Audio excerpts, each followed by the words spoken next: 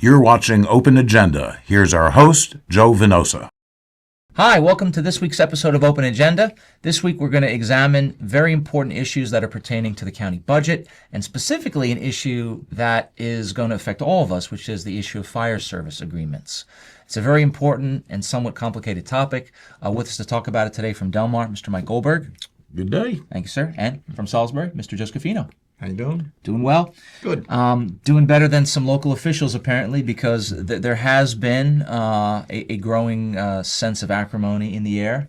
The fire service agreements are something that anybody who's watched county and city politics over the years, I think, can all agree are often very intense and very highly charged, because essentially it pits, more often than not, the county versus the city or vice versa, and the squabbling over the payment for emergency services rendered. Now, one of the things that has happened as we've now gotten into the budget season is there's been a real concern, at least emanating from the city government through Mayor Taylor and particularly through City Council President April Jackson. My name is April Jackson. I'm the president of the Salisbury City Council. We are practically begging you all to help us with this fire service agreement. It's about to cause us to lose our union because of the finances. We're digging in reserve. We serve 60% of the county, and we're not being given back what we deserve. And I think that it is terrible that our county executive does not think enough of our city to give what is due. Now, she states that she's given us more than any other one. No, we don't want more than any other county executive has given us. We want what is owed to us. We deserve it. We serve the county and the city both. So could you please go over the budget and make sure that we are taken care of, making sure the city gets what is due to them. And every year we have gone through the same thing, to the point now where we may lose the union. I don't want to do that, but if that's what saves us and keeps us from going bankrupt, then that's what I have to do. But also, make sure, it's your responsibility to make sure that this budget is properly obtained, and you go over it, make sure that everything is addressed the way it should be. Their belief that the city is essentially being taken advantage of with regard to the fire service agreement payments. The county has a different perspective, and we have numbers that can sort of contextualize the essence of this debate. But I think we all would agree that the way that it's already taken shape as we get into budget season, and the concerns that people have because it involves fire and EMS, it sort of makes this discussion even more heightened. Good evening. My name is Sue Jackson Stein, and contrary to popular belief, transparency is not a four-letter word. It means being honest, trustworthy, decisions are cleared, well considered, and debated in the county. Policies should be considered by the county council, and explanations given to the constituents, the taxpayers. Decisions made by the executive often appear to be made in secret by fiat or hidden machinations. This has made me suspicious of the executive's dealings and policies. It is incumbent that the county executive be transparent, at least until her term ends in November. It's going to evoke some emotions, but we shouldn't let the emotions overshadow the fact. Well, a slight correction. I know it was a comment was made at the podium about the county gave $3.7 million to Salisbury Fire Company last year, and now we've cut them to a little over $2 million. But I think there's a bit of a clarification there. We actually approved, what was it, 2.2 maybe? Mm-hmm. And that was actually what was approved. The extra amount, the extra 1.5 was an addition that we agreed to give for prior years. So it wasn't as if that was we had agreed to a total of 3.7 last year. No, the amount for last year was just a bit over 2 million. I think that's important to clarify because this is not the first time I've heard someone make that comment. Can look at the finances, from different points of view. You got to be careful with it because that old adage about figures don't lie, but liars can figure. So we got to be sure that these numbers are right and are adequately explained to the public so that they understand it. And with us to maybe help us expand those numbers and to get perspective is an old friend, Jim Atkins. And I'd like to bring him on the show because Jim has a unique set of experiences. He's resident of the West Side from Mardella, and he's also a lifetime member of a local volunteer fire company. And between that county experience and your number crunching and in the city and analysis of the never-ending drama of what goes on in the city of Salisbury, I think it would help the public get a really good balanced perspective as to both county and city perspectives, and maybe to hopefully come to an understanding that this really isn't an us versus them problem as much as it is something of how do we move forward together. Right, it shouldn't be us versus them. So if we could do this, Joe, if you could stick around, and then we'll bring Jim on. And Mike, if you can come back after the fact, and we will hopefully maybe get a better sense of the county concerns through Jim's analysis, and then I'd love to get your take on those issues. So stick around, and we'll be back for segment B of Open Agenda. Hi, welcome back to Open Agenda. With us in the house is Mr. Jim Atkins from Mardella. Good morning. Thank you, sir. And sticking around with us, Mr. Joe Scafina from Salisbury. Morning. Thank you, sirs. So we have quite a bit to discuss in the coming weeks, obviously, about the budget in general. But even before some of the more detailed analyses and issues within the budget get discussed, one thing that's popped up already is the issue of the fire service agreement between the city and the county. There's a lot of big debate on this.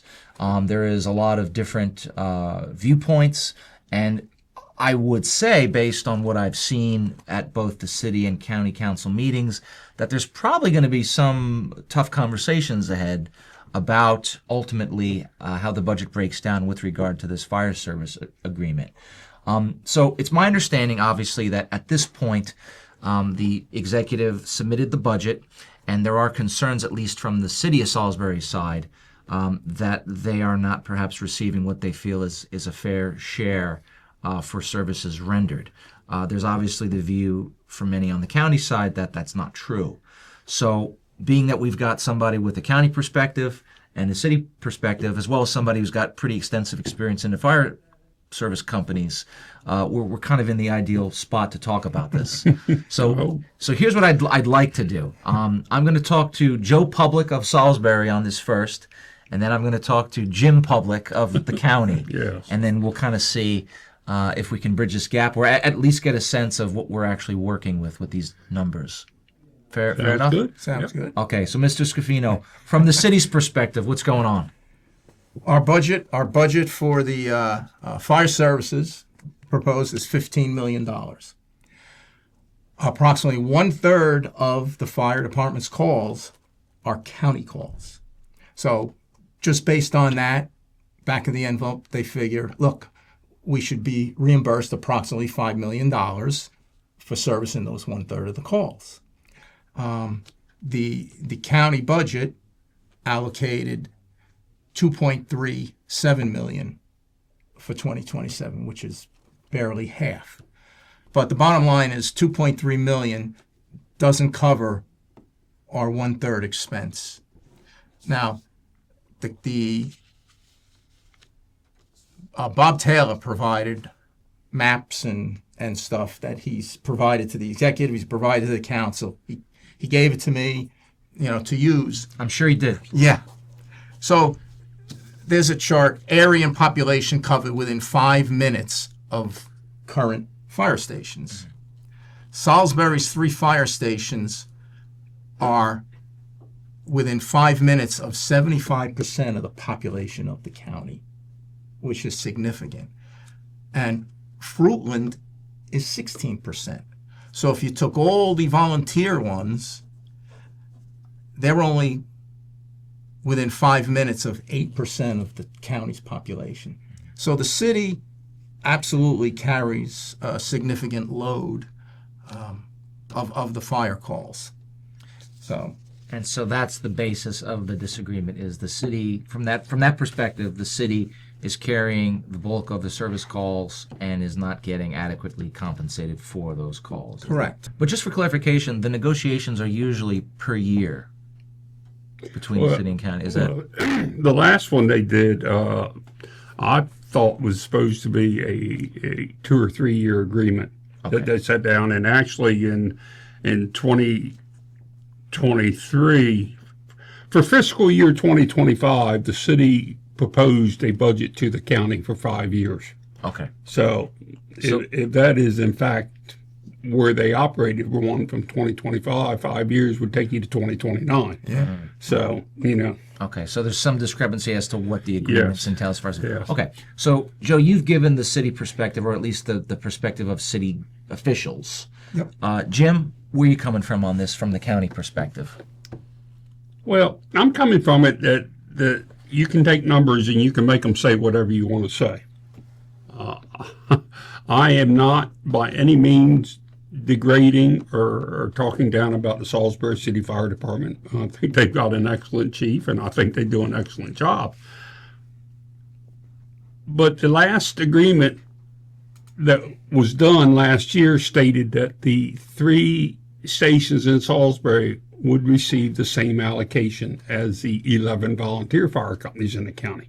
And that's what they have received.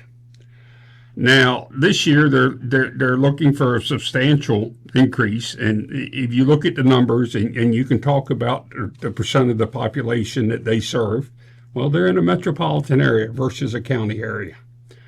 So your population is going to be bigger. The thing that everybody has to look at is there are so many hidden costs involved in a fire operation that people don't see. You have to have the equipment to serve your community. Whether you have 100 fires a year or whether you have 1,000 fires a year, you have to have X amount of equipment. The city of Salisbury needs 3 fire stations to serve the incorporated limits of Salisbury. Right. It needs 6 ambulances, and it needs a certain number of engines, and they do have 1 tanker to serve the city of Salisbury. If they never left the city of Salisbury city limits, they would need the same amount of equipment to handle what they have in Salisbury.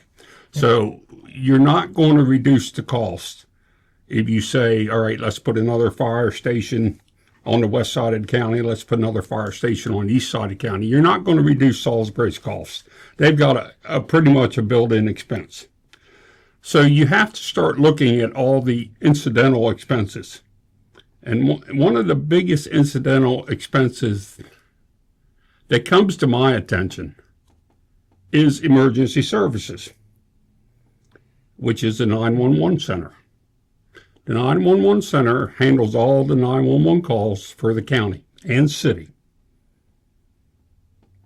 For the next 5 years, the 911 center has a $33 million budget for the next 5 years, which includes a $22 million new facility. No expense to the city at all. So, if you want to say that the city's responding to X amount of percentages of calls in the county, but they're not paying for the personnel, the equipment, the building, and everything that the 911 center leaves. So if you're going to say, for an example, the city's handling, we'll just use 1/3 of the calls, so they should get 1/3 of the funding. Well, then on this hand, should they pay 1/3 of the expense of the 911 center? Well, I'll counter that by saying the city residents are double taxed. We're paying city property taxes for those services, and we're also paying county property taxes. Yes, you are. Which should, But cover some- you're also getting county fire services in the city, because when Salisbury has a structure fire, you're getting a county company coming in the city limits to help with that fire. Okay. You're getting the sheriff's department working in the city of Salisbury to supplement and aid the city of Salisbury or police department. So the county's paying for the sheriff's department.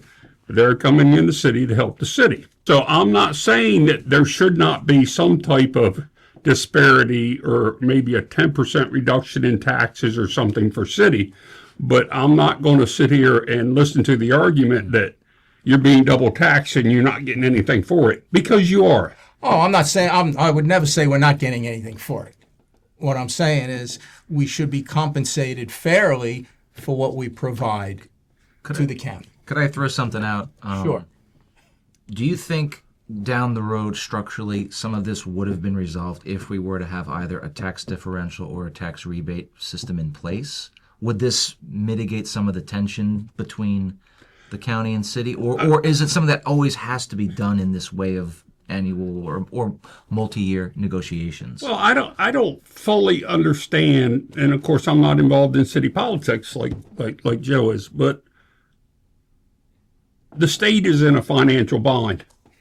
Yep. The county is in a semi-financial bind. I mean, the county has money Right. and can do things. The city apparently is in a financial bind. So now all of a sudden, somebody has to help the city out. Now my thing with that is, how does the city get in this bind? Is it by giving property away to developers? Well, prior administrations. And then the developers sell the property back to the city at a large increase in profit. And now, it is caused by a problem. And getting back to the fire service agreement, people, in my opinion, other than politicians, need to sit down and figure this out. Because politicians have a little bit of their own best interest in it. But if you get Chief Frampton, some other people, a committee, and figure out what we're going to do with the fire service, because you still have some hard feelings from several years ago when the volunteers from Station 1 over on Bigland Park Drive left the city fire department and wanted to start their own fire department. Another volunteer, make the 12th volunteer company in the county. They had the manpower. They went out and bought the equipment. They had ambulances. They had engines. The only thing they didn't have to be a fire department was they didn't have any territory. They had no territory to serve because the city of Salisbury and the Salisbury Fire Department would not give up the unincorporated territory that volunteer station could have taken. So, yes, the city needs more money for the fire department, but they could have gotten rid of some of their territory along the way. Well, you made one good point, which I agree with. Well, thank The you. fire chiefs should sit down. Yes. Chief Frampton, whatever, and they do. They can come up with a number, and that's the number I think. So, and I don't know where. No, Go ahead. No, and I don't think the mayor is trying to balance our budget on the back of just the fire company. No. All right, and you brought up, prior administrations gave away. The city's lost millions over the years from tax abatements to developers, waiving sewer and water hookup fees. So, and again, the current administration is trying to get things back on track, and it's not going to be easy, and he's got to make some tough decisions. Well, you do. It's not going to be easy, and tough decisions have to be made. Yep. But you're also not going to flip the switch in 1 or 2 years. I This agree. didn't happen in 1 or 2 years, I and you're not agree. going to fix it in 1 or 2. You're right. As you said, there's a history here.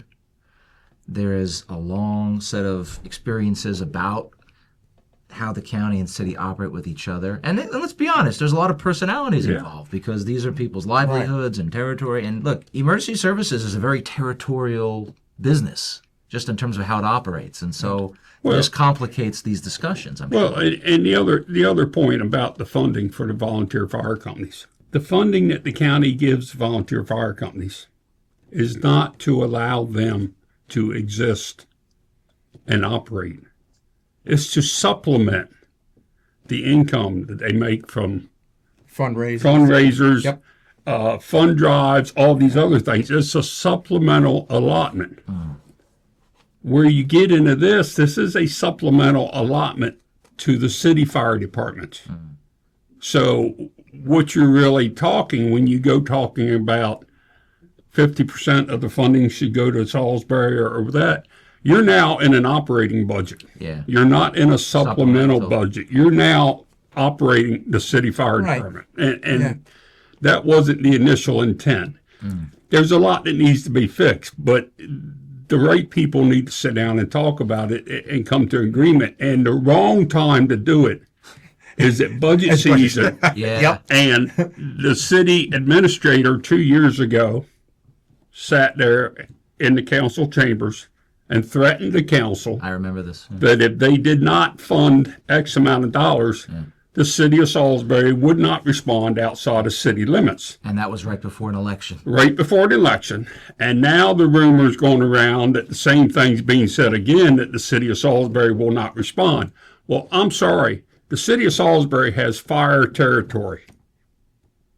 If the city thinks that it is inundated with lawsuits now from developers over whether or not they can take a parking lot and make a townhouses and all out of it, let them say that their territory, they're not going to leave the city limits, even though this is their territory in the county. Yeah. Let them say they're not going to do that unless something happened Yeah. to a person or a piece of property, and Salisbury won't know what a lawsuit is. Well, isn't this kind of the tragedy with the whole debate is that in the end we're talking about people's lives? Yes, Yes. exactly. And, and that sometimes gets lost in the debate. So let's get the rhetoric out of this about we're not going to do this if you don't do that, because we all know if you're a firefighter and another company calls and says we need help, That's a brother, man. They're coming. You're Yeah, Of They're course, coming. Yeah.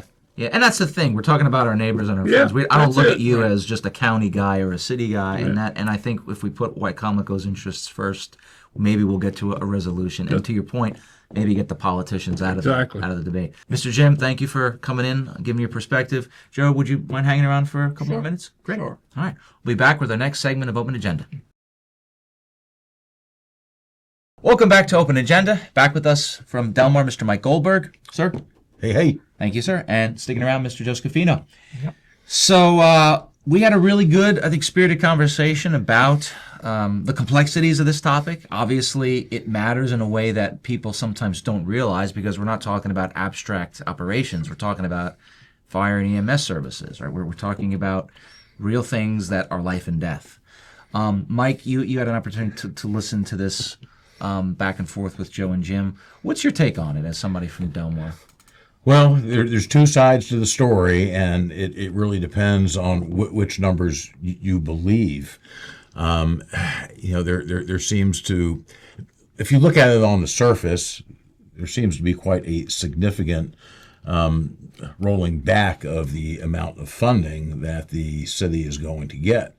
But when you look at the fact that the budget from 2026 was actually inflated because of deferred payments that had to be paid by the county to the city, that inflated the number. You take that out of the equation, and both the county volunteer fire departments and the city fire department, they're being flat funded, which is concerning because costs continue to go up. Take a look at what their fuel costs must be right now. We're seeing some of the highest gasoline and diesel prices we've seen since the Obama years under the circumstance. Aren't there two other things, though, that this whole debate or conversation includes that we're not maybe appreciating? Is that one of the things is that this happens every few years, it seems, that there is this back and forth between the county and the city over responsibility and rates, okay? And I can't help but, looking at it from the outside, I can't help but wonder why we don't do things in a more open, transparent, systematic way rather than what always seems to happen, which is the county government, right, through the executive's office, and the city government through the mayor's office always ends up having a kind of a backroom deal to horse trade over a number that is then going to be perpetually fought over in the future. It just seems like not only is it just bad policy, but it actually is a public safety risk. It's bad management, and let's face it, politicians' background isn't necessarily in managing anything at all. And take a look at the composition of both executive branches, both legislative branches. Not everybody there has a management background, and good managers anticipate what the conditions on the ground are going to be in the near term and in the long term. They fail to do that, so we get down to the wire every darn time, and they wind up having to duke it out instead of planning in advance. And it creates a lot of ill will, obviously, in the community. Absolutely. I mean, the county and the city financially not that wealthy. I mean, Wicomico has the 18th out of 24 counties lowest income. Salisbury's, the Maryland poverty rate is 9.5%. Salisbury poverty rate is 24.3%. Yeah. So, it's hard. We don't have the tax base to carry, the needs that, the services we need to provide. Our tax base is based on this poverty rate. Yeah. That makes these fights even more bitter and intense. The thing that's now happening, and again, I don't want to conflate the two issues, but it has been brought up. I brought it up myself in public comments, and others have as well as, the city is in its own kind of self-made crisis with this whole attempt to get rid of collective bargaining, particularly, again, from first responders. And one of the things that has been brought up is that this is being done supposedly because the city's finances are in such bad shape. I should say the city's finances are in bad shape, but using that as the excuse to get rid of collective bargaining has been met with skepticism by some of us. I think Joe and I would agree. But that's been brought into the conversation too, because there is a hope among some that if the city did have a better financial footing, that they wouldn't go the route of taking away the collective bargaining. Now, again, that's a bigger conversation, but that's happening at the same time, and that goes back to your point of why are we always going down to the wire at crisis point, where we have the politicians who are now basically in an arms race. I think the biggest fear, I think, of the administration, if I understand correctly, is the binding arbitration part of that collective bargaining agreement. The city's fear is that with binding arbitration, they could be stuck with a number that they can't afford. So in my layman thoughts is maybe negotiate the binding arbitration to become non-binding arbitration. You can keep everything else. I mean, look, the city employees know the finances. They know the city's not going to be able to pay a 10% or an 8% raise. And as long as we have transparency with the budget, hey, look, we can afford a 2 or 3% raise. That should... The problem, though, with non-binding arbitration is that the next step is litigation. So possibly, yes. Assuming that the two parties cannot come to an agreement, yes. Which is, from my experience, having been involved in many arbitrations in the private sector, that is very often the case. I might like to see starting off with mediation and then graduating to a binding arbitration after that to keep it the heck out of the courts. This is very common in the private sector to go that route, and maybe that would be a good fit for this situation. Well, gentlemen, this is a very complicated issue. We're still, again, to some extent at the beginning of the budget season, so things are going to, I'm sure, move and change. But I think it's important that we try to educate the public specifically on this one aspect of the financial discussion, because it's going to be recurring in the coming weeks, it would seem, and it certainly is becoming a more intense topic of debate. So thank you for your time, and we will see where it goes. And thank you for joining us. Have a wonderful week, and we'll see you on the next episode of Open Agenda.